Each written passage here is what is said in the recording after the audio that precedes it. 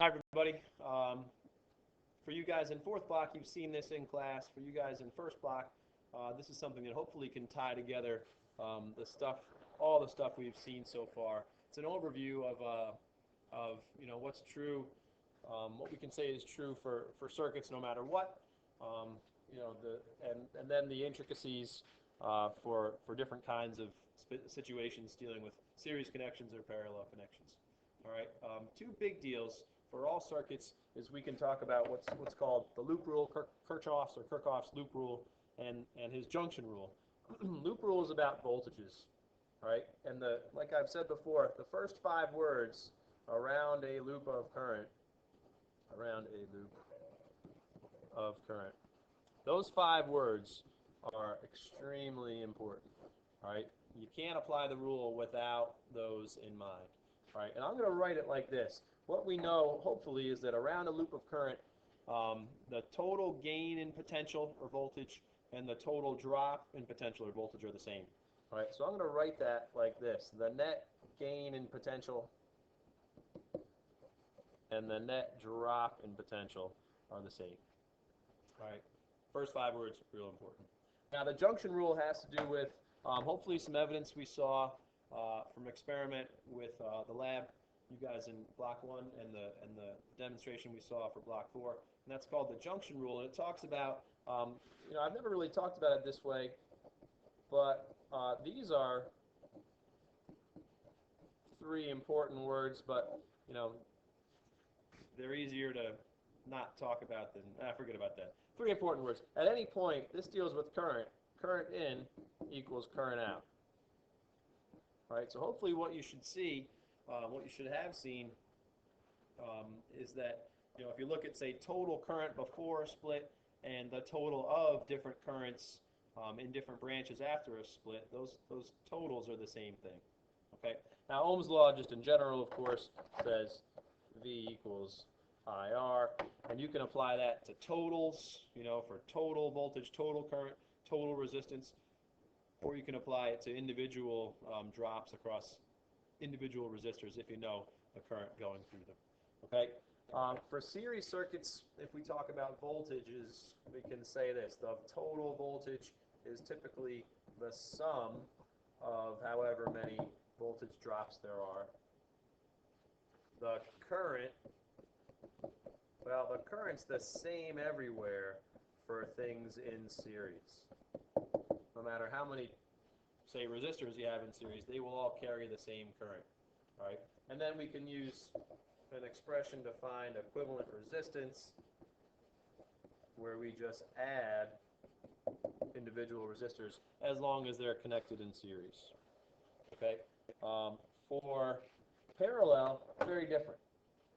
Okay? Parallel, we've seen that hopefully that total voltage and voltage drops across individual resistors are the same thing, right? And that's really an application of the loop rule, because in parallel circuits there are multiple loops, each one of them typically with one resistor. All right. Now, junction rule says for parallel circuits that total current has to be the sum of individual currents.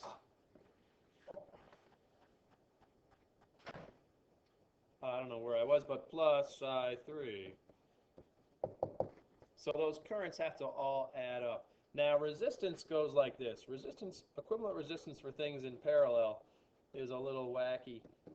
We have to add the reciprocals.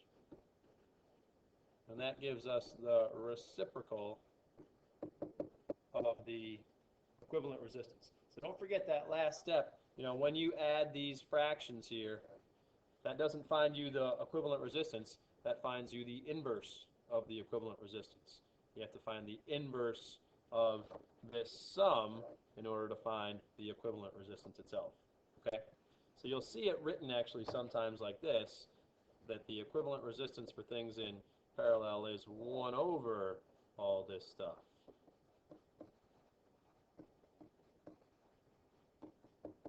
Those 2 equations, same thing. Okay? Little overview there. All right, now I know this is out of order in what you see, but that's okay. What we want to do now is be able to handle situations like this where I call these combination circuits, where there are elements of a circuit that are not purely parallel, not purely series. All right, the little key up top says we want to look for basic elements that do show pure series connections or do show pure parallel connections. So look a minute and see if you can recognize any section of the circuit that is either a pure series connection or a pure parallel. Well, if you look right here, those three resistors are connected purely in parallel. All right, and so what that means is we can find their equivalent using the rules of finding equivalent resistance for things connected in parallel. All right, so for these, I'm going to do this and say that 1 over their equivalent is 1 over 18 ohms plus 1 over 9 ohms plus 1 over 6 ohms. I can tell least common denominator, whatever, is 18ths. So there's 1 18th and 2 18ths and 3 18ths. That's 6 18ths. But don't forget, that means that REQ is the inverse of that, or 3 ohms. Unless I've made some mistake. 1, 2, and 3 is 6. Yeah, so we're good there. So that's the equivalent of those three. So what I'm going to do, and what I almost always do with combination circuits like this, is redraw. Now I'm going to do this, I'll do it like, well, I'll just do it like this. You'll see in a minute. Because now we're sort of saying, well, here's the same old 12 ohm resistor, right? But we're going to replace those three with this one that has an equivalent of 3 ohms. And now we can look at these two that are connected in series. All right, now this 3 ohm resistor, isn't an actual single resistor, but this set of stuff is in series. Continue, Riaco. Please call the main office. Sorry, little announcement. These three resistors are in series with the 12. Okay, so what we do now is we apply the pretty straightforward rules about series connections, and we replace these with one resistor, 30 volt battery, and a 15 ohm total resistance. All right, so anytime you can, I should have said this first, anytime you can, what I always do is find total resistance. If I know all the resistors, no brainer, let's find total resistance. All right, now that we've found total resistance, I know it doesn't necessarily say to do this, but we can now start to go back sort of up the chain and find individual values of things. All right, for example, I now know the total voltage, the total resistance. That means I can find the total current, V total over REQ. So that's 30 volts over 15 ohms. That's 2 amps of total current. All right, now notice, we take this 2 amps of current and we say, okay, back up the sort of level of detail ladder. How much of that current goes through this hypothetical 3 ohm resistor? Well, all of it. Right? So if we have R of 3 ohms and I of 2 amps, we can say V equals IR here, or V is 2 amps times 3 ohms, that's 6 volts. And we can say here that V is IR, or 2 amps times 12 ohms, that's 24 volts. And oh yeah, we must have done that right. This is a 30 volt gain, and here's a 30 volt total drop. Right? Now again, we go back up the level of detail ladder here, and so now we know this is 24 volts. There's V, here's R. We know I is 2 amps. Now these, I'm just going to erase. Well, how about this? I'll just say that now we know, I will erase, now we know that this 18 ohm resistor has a 6 volt drop. There's R. And this 9 ohm resistor has a 6 volt drop. And this 6 ohm resistor has a 6 volt drop. How do we know that? Well, here we said that this resistor, this hypothetical 3 ohm resistor has a 6 volt drop. Well, that hypothetical 3 ohm resistor is really these three, 1, 2, 3, these three resistors connected in parallel. And resistors in parallel always have the same voltage drop. So sure, it's 6 across each one of them. And notice, if we apply loop rule to any one of these loops, here's a loop. Loop rule works, right? 24 and 6. Or if we do a different loop, here's 24, right across there, and 6, right? Or if we do the bottom loop, all those loops, loop rule applies. Okay? Now I'm going to just make a little, I'll do the writing down here at the bottom, but if we want, say, the V across the 18 ohm resistor is I18 over R18, well, we know V and R. So we can find I18 by doing V18 over R18, 18 referring to the resistance there. So let's see, 6 over 18, that's 0.33 amps, right? If we do I9 is V9 over R9, that's 6 volts over 9 the ohms. So 6 over 9 is 2/3, that's 0.67 amps. Well, what better the last one be? Here's one total amp, right? We know the total current is 2 amps, so the current through the last one had better be 1 amp, right? If we do, I'll just move this out of the way.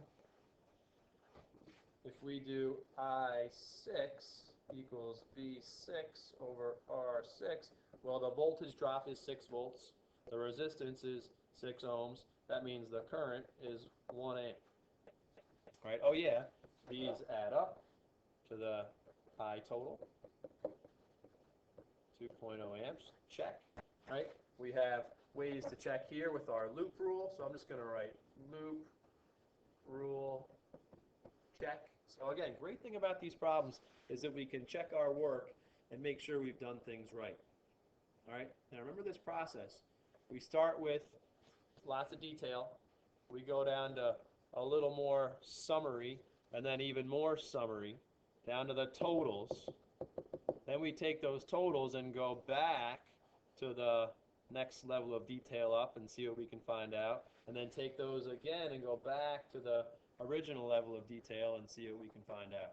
All right, so I don't know if you have to do them that way. That's the way I always do them, and barring major craziness, I usually do them pretty well.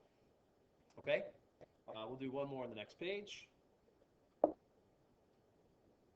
So for whatever reason, they decided to just name this one, or do it a little differently. They're saying there's a potential difference of 50 volts here. So I'll just write it in there, 50 volts. And again, let's go through the same thing. We want to find the current, and I guess it just does say the current, right? Equivalent resistance and the current. Okay. But we'll maybe find everything. We'll find the voltage drops across every resistor also.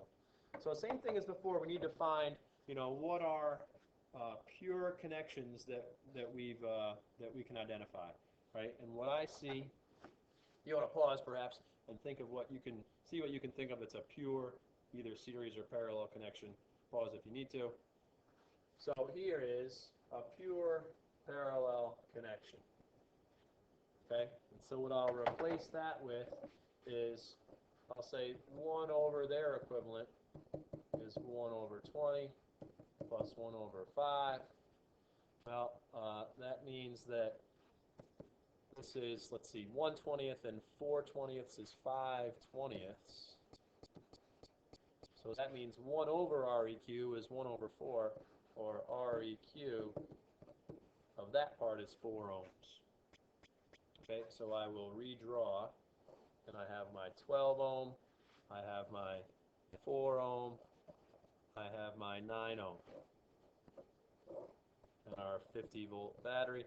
So this is, I'm going to make this a little bigger because we're going to need the space in a few minutes. Let me do this.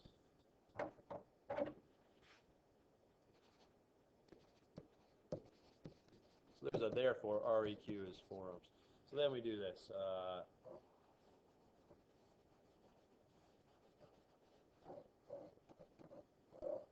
Yeah, 12 ohms, 4 ohms, 9 ohms, 50 volts.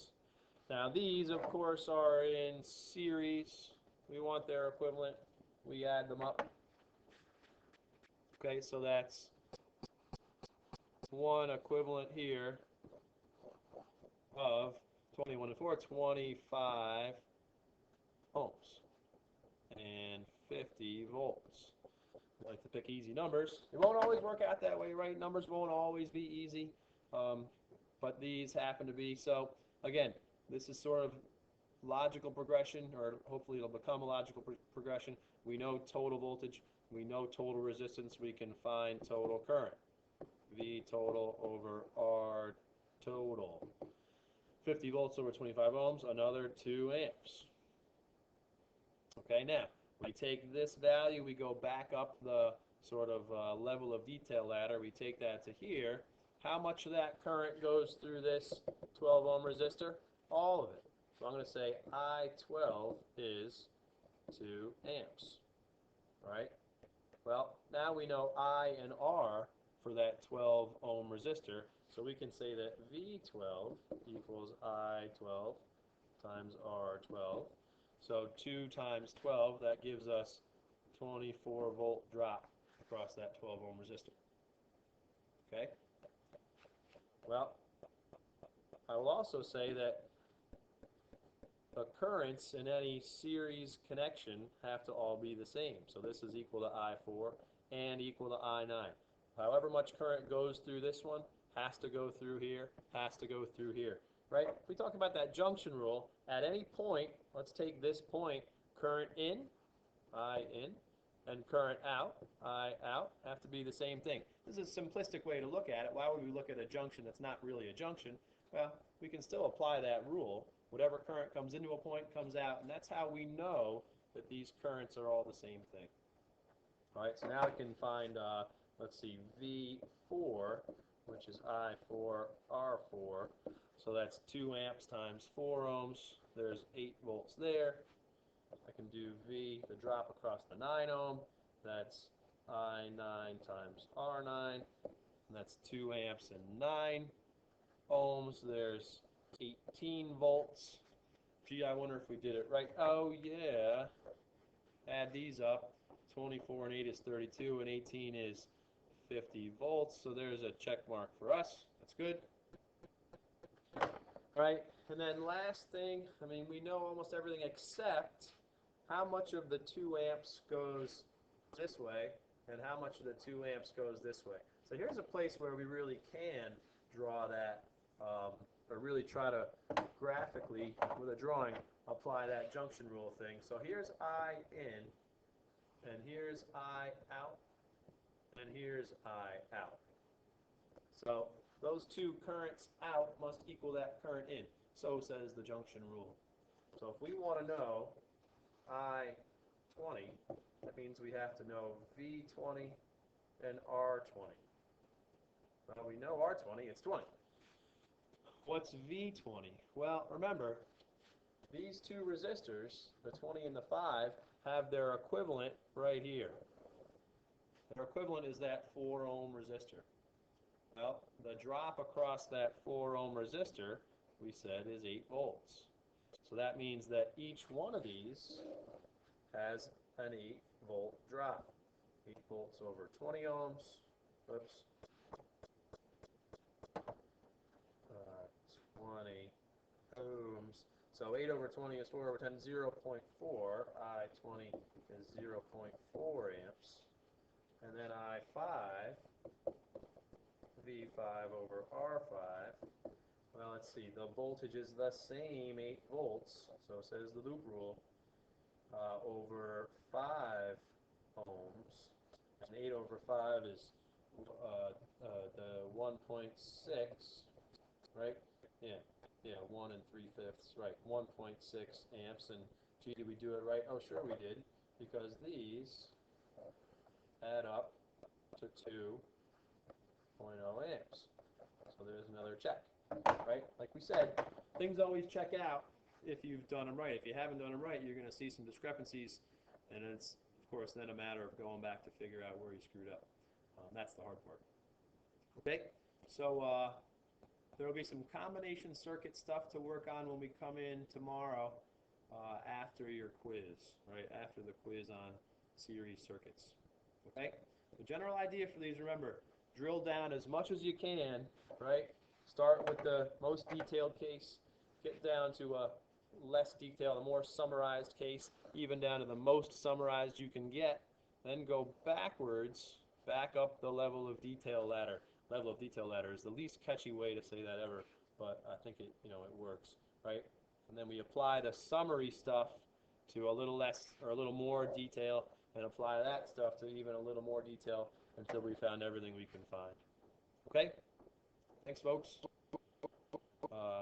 See you tomorrow.